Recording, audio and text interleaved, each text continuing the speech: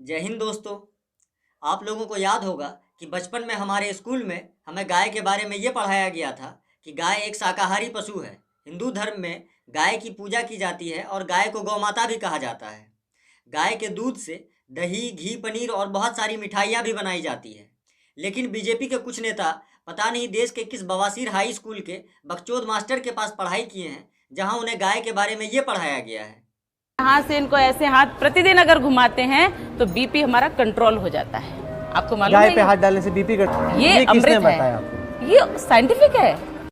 इस आंटी का नाम है साध्वी प्रज्ञा और ये बीजेपी पार्टी से एमपी है। और इसका ये मानना है कि गाय पर हाथ फेरने से इंसान का बीपी यानी ब्लड प्रेशर कंट्रोल हो जाता है।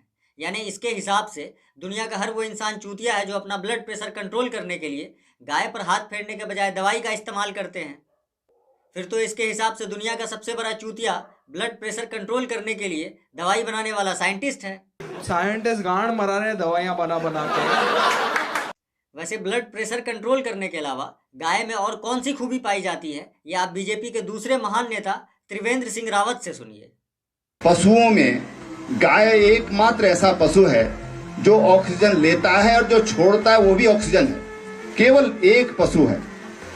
ये चचा उत्तराखंड के चीफ मिनिस्टर हैं और इसके हिसाब से पूरी दुनिया में गाय एकमात्र ऐसा पशु है जो ऑक्सीजन छोड़ती है अपने पाद के जरिए।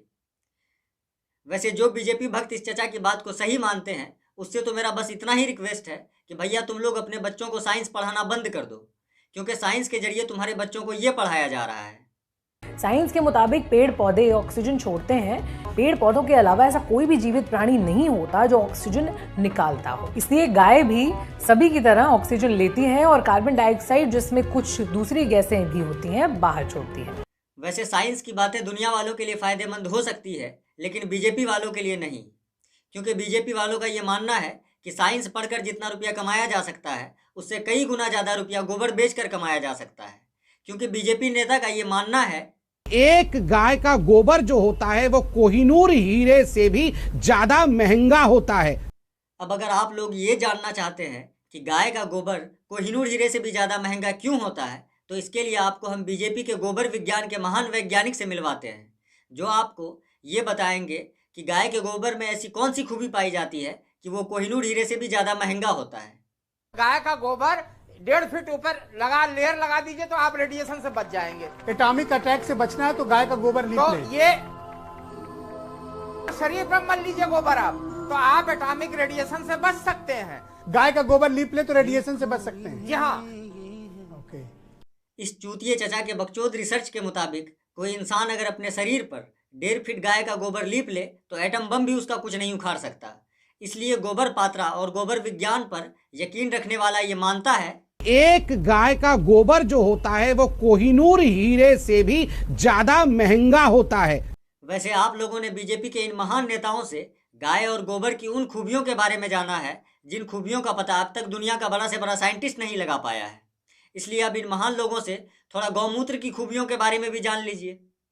गोमूत्र देखो क्या है, 33 तत्वों से पूरी ब्रह्मांड का निर्माण हुआ है। इस पूरे ब्रह्मांड में कोई एक ऐसे जो पदार्थ है और वो है गोमूत्र, जिसमें 33 प्रकार के तत्व उसमें पाए जाते हैं। ब्रह्मांड का निर्माण कितने तत्वों से हुआ है, इस बात का एग्जैक्ट पता ना तो पूरे दुनिया के भौतिक विज्ञान के वैज्ञानिक लगा पाए, ना ही रासायनिक विज्ञान के वैज्ञानिक। लेकिन इस गौमूत्र विज्ञान के वैज्ञानिक स्वामी चक्रपाणी ने पता लगा लिया कि ब्रह्मांड का निर्माण 33 तत्वों से हुआ है। और साथ ही इस गौमूत्र के वैज्ञानिक ने अपने गोबर बुद्धि का इस्तेमाल करते हुए ये भी पता लगा लिया कि पूरे दुनिया में सिर्फ गौमूत्र ही एक ऐसा पदार्थ है जिसमें वो 33 के 33 तत्व पाए जाते हैं। तो अब जरा ये सोचिए कि इस बवासीर बाबा के चूतिया अंधभक्त इस 33 तत्व वाले गौमूत्र का इस्तेमाल किन चीज़ों में करते होंगे। मेरे बच्चों को फीवर आता है तो मैं 2 ढक्कन गौमूत्र गुनगुने पानी के साथ 1 कप में और 2 गोली गिलोय की मैं उसको देता हूँ, साथ में वो ठीक हो जाता है। ये चूतिया भक्त अपने बच्चे को बुखार आने पर 10 रुपए का पैरासीटामोल खिलाने के बजाय गौमूत्र पिलाता है। फिर तो पक्का इसका बच्चा इसको बुखार आने पर पापा बोलने के बजाय ये बोलता होगा, अबे! वैसे बुखार तो बहुत छोटी मोटी बीमारी है। बीजेपी के नेता तो गौमूत्र के जरिए कैंसर तक ठीक होने का दावा करते हैं। गौमूत्र जो है, मैं कैंसर की पेशेंट, मैंने गौमूत्र से और पंचगव्य से बनी औषधियों से अपने को ठीक किया, अपना कैंसर ठीक किया है।